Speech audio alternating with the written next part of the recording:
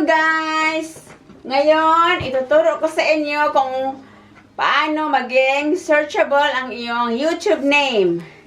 So, noon guys, ang aking pangalan ay Super Ceci. Super Ceci.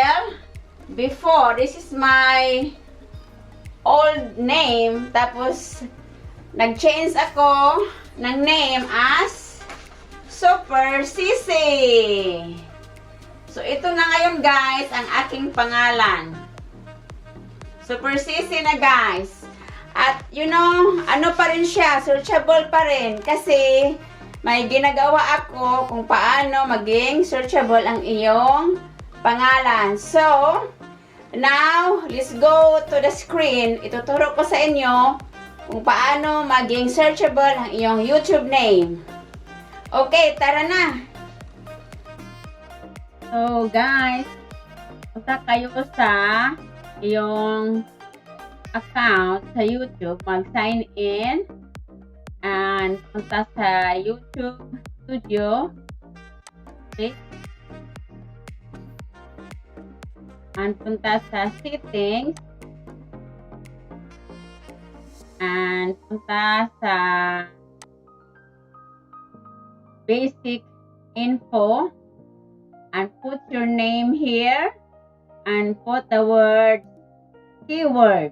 So you type your name here, Super Ceci, or whatever your channel's name, and then after that i-click na yung save. So yung save, tapos i-close na. Pagkatapos ng save, close nyo na. And then, just wait for a couple of minutes bago maging searchable ang iyong pangalan. So, okay guys, i-search na natin ang aking pangalan.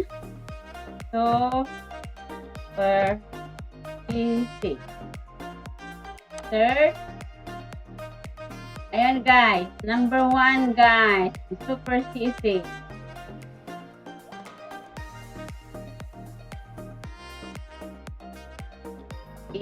Kita naman dito ang aking ngalan at natin ulit, Super Ceci.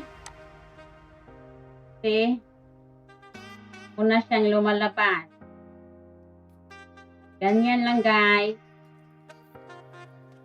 Okay, ganyan lang kadali guys. Mag-edit